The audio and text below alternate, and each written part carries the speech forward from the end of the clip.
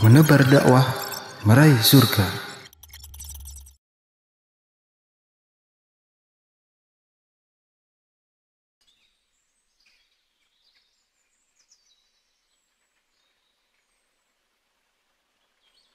Bismillah, Assalamualaikum warahmatullahi wabarakatuh. Bertemu kembali dalam POTS Podcast Tarbiyah Sunnah. Dan pada saat ini bersama Kang Cepi, juga tentunya dengan narasumber kita, Al-Ustadz Yusuf Abu Ubaidah As-Sidawi Hafizahullah Ta'ala. Assalamualaikum Ustadz. Waalaikumsalam warahmatullahi wabarakatuh. Sejuk-sejuk tapi agak-agak terang. Masya Allah. Tapi terlihat ini langitnya sudah mulai ada mendung-mendungnya. Kalau bahasa Sunda itu mulai angkeb. Angkeb Ustaz. Tidak dikenal. Di Jawa Timur itu bahasa Sunda Ustaz. Nah, kita akan berbicara tentang hujan Ustaz. Kita sudah memasuki musim penghujan. Betul. Di mana pada mungkin beberapa 1 atau 2 bulan atau beberapa minggu ke belakang itu banyak yang sholat istisqa, berharap hujan datang. Nah, hari ini hujannya hampir tiap hari, siang, malam. Masya Allah, Masya Allah. Dan kejadiannya berbalik. Jadinya pada ngeluh, hujan lagi ya Ustaz. Ini bagaimana sikap seperti itu terhadap hujan, Ustaz? Iya. Sebetulnya harus seperti apa sih menyikapi hujan nih? Yang tadinya pingin banyak air, pas lagi turunin dikasih sama Allah, ngeluh juga. Iya. Nih gimana Ustaz? Ya, itulah sifat manusia. Masya ya. Allah. Serba ngeluh. Ya, betul kata Allah Subhanahu wa taala, innal insana khuliqa halu'a idza massahu syarru jazua wa idza massahu khairu manua. Manusia itu suka ngeluh. Dikasih nikmat, ya, pelit, dikasih musibah, ngeluh, ya. Ya, kita kemarin ngeluh karena musim panas, kemarau, ya, nggak ada air susah. Sampai banyak yang sholat istisqa, kebakaran di mana-mana. Iya, betul. Sekarang dikasih hujan yang itu merupakan salah satu nikmat dari Allah SWT, banyak yang ngeluh juga, ya.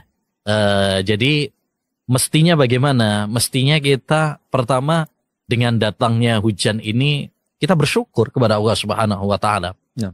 Kenapa? Karena hujan itu salah satu nikmat, anugerah dari Allah Subhanahu wa taala. Wa anzalna minas sama'i ma'an tahura. Kata Allah Subhanahu wa taala, kami menurunkan dari langit air yang suci, berkah. Nah, ini air yang berbarokah, yang mendatangkan kebaikan-kebaikan.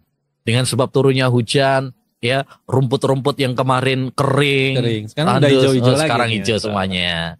Ya, subur. Ya. Kemudian yang kemarin kekeringan, nggak dapat air, sekarang melimpah. Ya, dan subhanallah, Kang Cepi ya,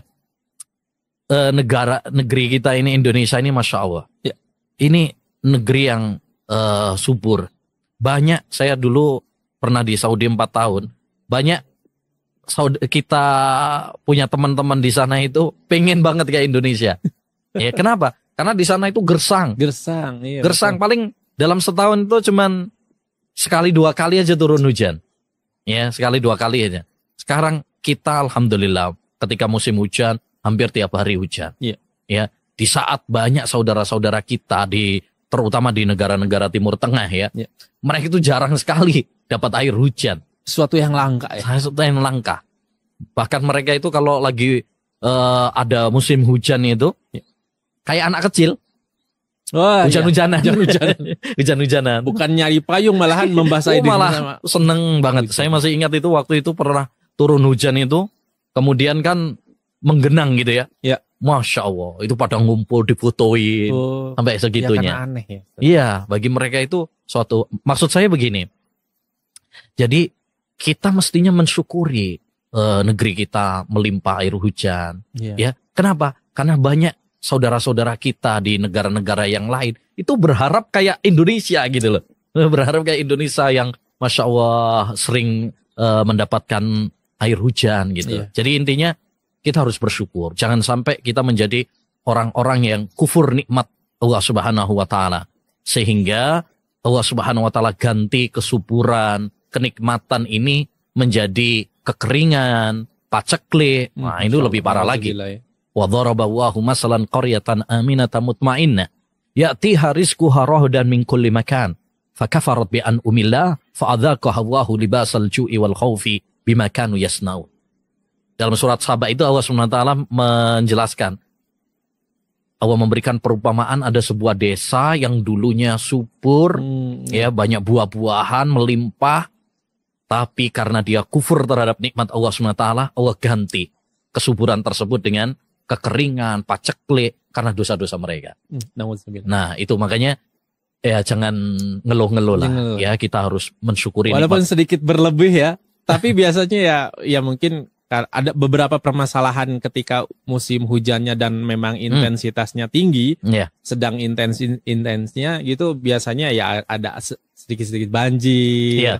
Tapi itu juga sepertinya dari yang saluran airnya bawah sampah tuh. Nah, begini, kita harus melihat apa yang Allah Subhanahu wa taala takdirkan itu pasti membawa kebaikan. Iya. Ya, walaupun mungkin kadang-kadang itu membawa dampak negatif ya, misalkan mungkin penjual es mungkin kalau musim dingin turun ya kan, atau misalkan orang yang mungkin penjual kerupuk yang mestinya jemur akhirnya hujan terus. Betul. Ya. Pengusaha sablon mungkin yang perlu dijemur jadi. Betul. Tapi kita harus melihat bahwa nikmat Allah Subhanahu wa taala itu untuk umum. Bukan untuk hanya kepentingan pribadi kita. Saja. Ya, bukan hanya kepentingan pribadi kita. Artinya masih lebih banyak manfaat-manfaat air hujan ini daripada mungkin untuk pada sebagian orang ya, mungkin akan itu membawa dampak negatif. Oleh karenanya, yang menarik di zaman Nabi Shallallahu Alaihi Wasallam, ya pernah ada kejadian menarik. Pas Nabi Sallallahu Alaihi Wasallam khutbah Jumat, ada seorang datang, wahai Rasulullah SAW, ya ini paceklik kekeringan, tolong doakan supaya hujan. Akhirnya didoakan sama Nabi SAW. Langsung hujan, doanya Nabi ya, mustajab gitu ya. Masya Allah, luar biasa. Nah, ternyata turun hujan sehingga banyak yang maksudnya kebanjiran. Akhirnya Jumat berikutnya datang lagi, wahai Rasulullah, ini banyak yang hancur gara-gara air hujan. Nah, di sini mestinya kan Nabi SAW ya stop gitu ya, doanya. Tapi Nabi enggak berdoa supaya menghentikan hujan. Apa beliau mengatakan? Allahumma hawalaina. Ya Allah pindahkan ke tempat yang lain. Ya, pindahkan ke tempat yang lain. Kenapa? Karena air hujan ini manfaat, barokah gitu loh. Iya. Mungkin pada suatu tempat, ya mungkin. Iya. Ya, ini terlalu berlebihan, malah rendah udah ke banjir. Tapi ya masih banyak tempat-tempat yang lain yang membutuhkan air hujan ini. Ya, artinya Pak, walaupun kita air hujan, seandainya misalkan itu berlebih pada diri kita, jangan minta di stop air hujan. Tapi bilang aja, Allahumma hawalaina. Pindahkan air hujan ini ke tempat yang lain yang membutuhkan. Nah begitu. Jadi artinya apa? Intinya kita harus banyak bersyukur, jangan ngeluh ya tentang air hujan ini, karena ini nikmat dan anugerah dari Allah Subhanahu wa taala gitu. Nah, masih berkaitan dengan hujan. Ya. Sekarang mungkin berkaitan dengan pribadi-pribadi atau personal-personal dari ikhwan-ikhwan atau dari para pemirsa gitu. Untuk menjama sholat kala hujan. Oh ya. Nah kan ada, kalau tidak salah ada riwayat ya yang menerangkan bahwa Rasulullah SAW menjama ketika hujan, menjama sholat ketika hujan. Betul. Nah ini seperti apa Ustadz? Sunnah-sunnahnya sebetulnya tentang hujan ini? Apakah boleh jamaknya di rumah aja dengan keluarga gitu, atau memang harus di masjid atau gimana Ustaz? Betul ya, ini salah satu permasalahan yang sering muncul ya ketika pas hujan adalah masalah tentang menjamak sholat. Ya. Pada dasarnya sholat itu kan pada waktunya. Inna sholata kanat 'alal mu'minina kitaban mawquta. Sholat itu adalah kewajiban yang mewajibkan yang sudah ditentukan waktunya, dan tidak boleh kita sholat di luar dari waktu yang sudah ditentukan. Ya. Tapi alhamdulillah agama Islam ini kan agama yang mudah ya, agama yang mudah, memberikan keringanan-keringanan bagi umatnya ya, makanya boleh menjamak sholat kalau memang ada kebutuhan, seperti karena sakit, seperti karena safar, nah termasuk karena hujan. Itu memang rukhsah. Rukhsah Ya, keringanan dari Nabi Shallallahu Alaihi Wasallam. Makanya pernah suatu saat Ibnu Abbas ya mengatakan bahwasanya Rasulullah SAW pernah menjamak ya sholat bukan karena hujan, bukan karena ini, karena ada kebutuhan. Ya, beliau kemudian ditanya apa yang beliau inginkan. Ya, kata sahabat Ibnu Abbas, li alla yuharrija ummatahu, supaya tidak memberatkan umatnya. Ya, supaya sebagai bentuk kasih sayang Nabi SAW kepada umatnya, nggak pengen memberatkan. Ya. Ini menunjukkan kepada kita bahwa boleh menjamak sholat itu kalau memang ada kebutuhan. Ya, termasuk yaitu ketika ada hujan yang memang memberatkan. Ya, karena kaidah dalam menjamak sholat itu yang disebutkan oleh para ulama, patokan qashar itu safar. Adapun patokan jamak, menjamak sholat itu lil haja. Kebutuhan. Iya. Jadi kalau antum untuk mengqashar itu harus safar. Safar dulu. Kalau sakit, kalau ada kebutuhan yang lain, selama antum nggak safar, maka nggak boleh mengqashar. Iya. Tapi kalau jamak itu lebih luas. Bisa karena safar, bisa karena sakit, bisa juga karena ada kebutuhan seperti hujan yang sangat deras. Ya. Tapi mungkin sering muncul pertanyaan, hujan yang bagaimana yang menjadikan betul. Karena hujan kan ada yang rintik-rintik aja, ada yang deras banget, mungkin sampai ada petir-petirnya. Nah, ini kata para ulama hujan itu ada 3. Satu, hujan yang ringan, yang rintik-rintik. Maka ini bukan udzur. Jangan hanya karena rintik-rintik. Udah. Ya, jangan. Ya, karena hukum asalnya sholat itu pada waktunya. Yang kedua, hujan yang sangat deras sekali, yang sangat memberatkan. Deras, apalagi kalau ada suara petirnya. Ya. Orang Sunda bilang geluduk. Geluduknya, ya kan? Iya. Sehingga mungkin memberatkan orang ke masjid. Ya. Maka di sini boleh bagi imam untuk menjamak ya sholat karena itu rukhsah. Nah, yang menjadi permasalahan itu kalau sedang. Ini. Rintik-rintik enggak, tapi deras banget juga enggak, apalagi di kita. Ya. Maka ini yang menjadi perselisihan di kalangan para ulama seringnya, atau di kalangan para imam ya. Ada yang menjamak, ada yang tidak. Ya, mungkin menganggap ini biasa. Ikhtilaf antara imam dengan jamaah. Betul. Jamaahnya mengharap di jamaah, imamnya lempeng-lempeng aja. Iya, oleh karenanya dalam kondisi seperti ini, untuk yang pada taraf yang ketiga ini, yang pertengahan ini, kita bersikap lapang dada dan mengembalikan keputusan itu kepada imam. Kalau imamnya memutuskan menjamak, ya kita menjamak, ikut makmum itu.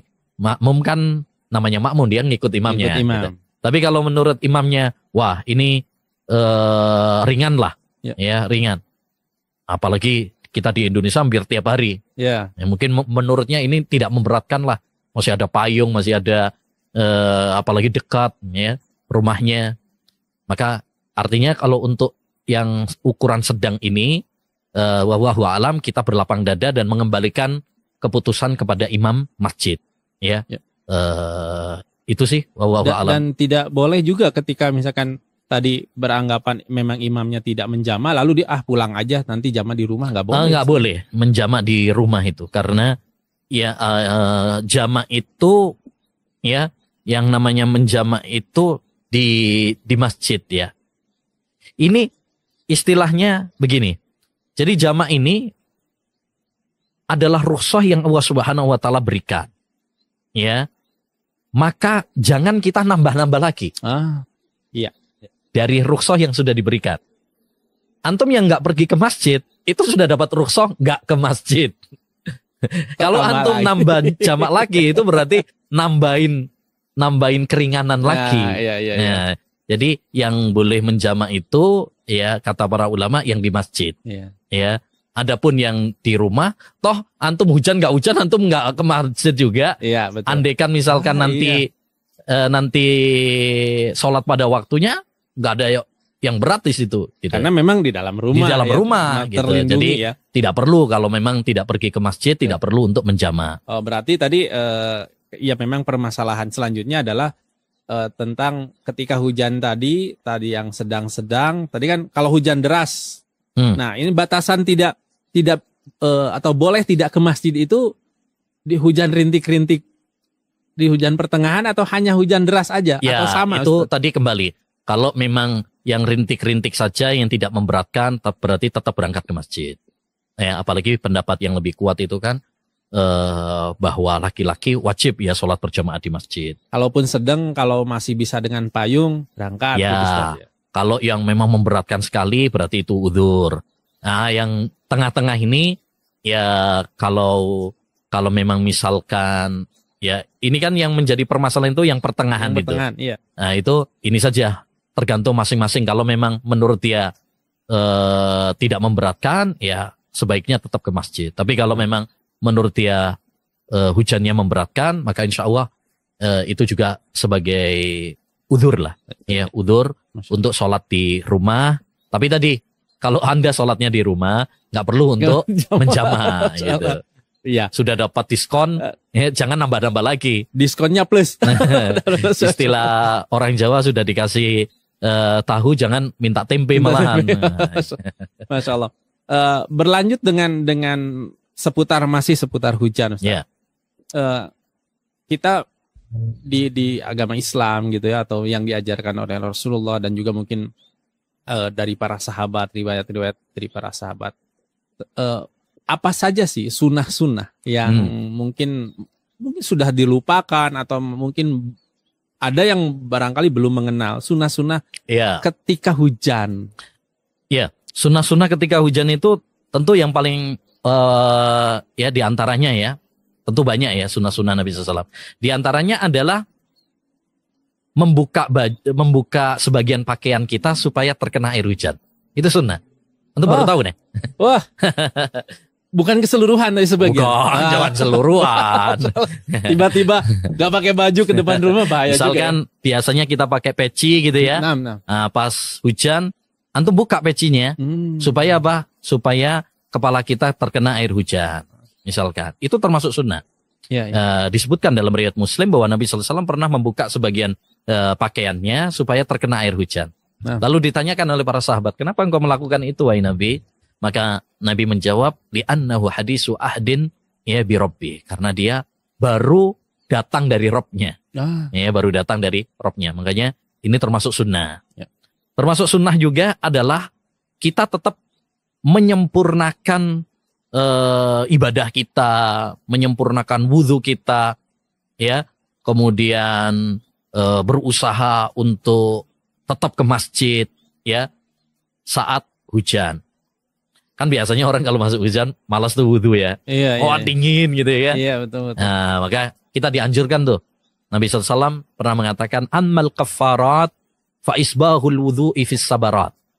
Pelebur dosa itu salah satunya adalah menyempurnakan wudhu saat kitanya males untuk berwudhu karena hujan, dingin. Ya, dan sebagainya. Itu kita dianjurkan tetap semangat ibadah. Jangan sampai dingin atau air hujan ini menghalangi kita dari ibadah kepada Allah Subhanahu wa taala. Justru ya, air hujan ini harus menjadi motivasi penyemangat bagi kita untuk beribadah kepada Allah Subhanahu wa taala. Sebagaimana air hujan itu menyuburkan tanaman, harusnya ya dia juga menyuburkan keimanan dalam diri kita. Gitu.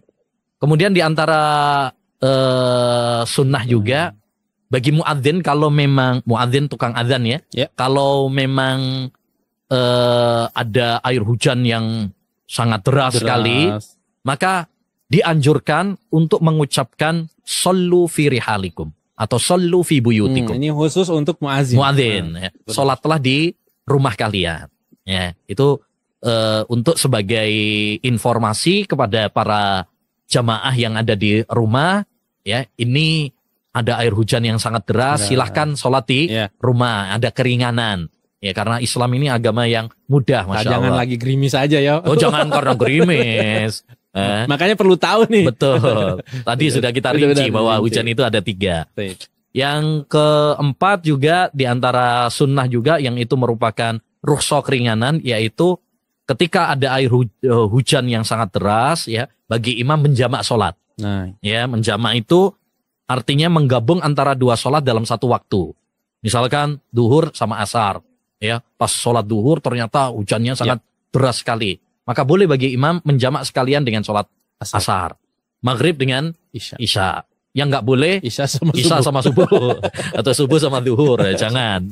Ya, itu. Kemudian di antara sunnah juga adalah ini memperbanyak doa. Nah, memperbanyak doa karena saat turunnya hujan itu adalah waktu yang istimewa dan waktu mustajabnya doa.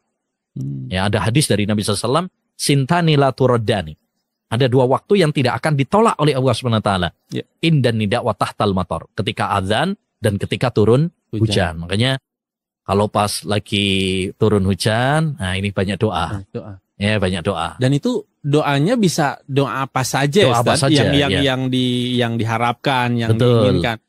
Kan pada umumnya nih, dan suka dibikin status gitu dia langsung Allahumma shayban nafi'a. Betul. Cukup aja hanya itu saja. Berarti secara pribadi sebetulnya bisa doa apapun ketika hujan. Boleh dengan doa apapun. Ya, itu salah satu doa kita meminta agar air hujan ini air hujan yang bermanfaat. Itu salah satu doa yang diajarkan oleh Nabi. Ya, Allahumma shayban nafi'a. Kemudian kalau ada angin kencang, Allahumma inni as'aluka khairaha wa khaira ma fiha wa khaira ma ursilat laha. Ya Allah, aku meminta kebaikan dari angin kencang ini, ya, dan berlindung kepada Allah SWT dari angin yang kencang ini. Demikian juga ada juga yang dianjurkan oleh Nabi SAW, dzikir itu ketika ada petir, ya, suara geluduk. Nah, itu ada doanya juga, subhanalladzi yusabbihu ar-ra'du bihamdih wal malaikatu min hifatih. Jadi memang ada zikir-zikir yang dianjurkan, tapi ada doa secara umum yang bisa kita panjatkan, ya, kita minta kepada Allah SWT saat turun hujan itu, ya, meminta semua kebutuhan kita, ya, kebaikan-kebaikan yang kita butuhkan, baik itu kebaikan dunia maupun kebaikan akhirat. Kan orang beda-beda kebutuhannya kan. Mungkin ada yang minta tambahan rezeki, mungkin ada yang minta nikah lagi, ganti mobil, mungkin minta mobil, anak, ya mungkin ya minta kesembuhan, ya beda-beda. Makanya jadi ada yang khusus dan doa dan zikir khusus yang tadi sudah kita sampaikan. Ada yang umum. Ya, kita berdoa dengan doa apapun, yang penting baik. Jangan doa yang jelek gitu ya. Jangan doa-doa yang jelek. Nah, itu. Nah, ini sering terlupa mungkin ya. Ada doa setelah hujan. Tadi kan saat hujan, saat turun hujan kita memperbanyak doa. Ada terakhir nih Ustaz. Doa untuk ketika selesai hujan. Ternyata ada doa khusus juga kan setelah selesai hujan. Nah, itu yang sunnah doa seperti betul ya, ada mutir Nabi Fadlillah itu ya. Iya. Dan itu sering terlupa sepertinya Ustaz. Iya. Dan itu untuk bisa doa, bisa juga itu kan hadisnya itu kaitannya pernah suatu saat Nabi Shallallahu Alaihi Wasallam itu pas malamnya itu hujan gitu ya. Akhirnya beliau bertanya kepada para sahabat, tahukah kalian apa yang dikatakan oleh Rabb kalian, yaitu Allah Subhanahu wa Ta'ala? Ya, Allah dan Rasulnya yang lebih tahu. Terus kata Nabi, Allah berfirman, di pagi ini ada yang beriman kepadaku dan kufur kepada bintang-bintang.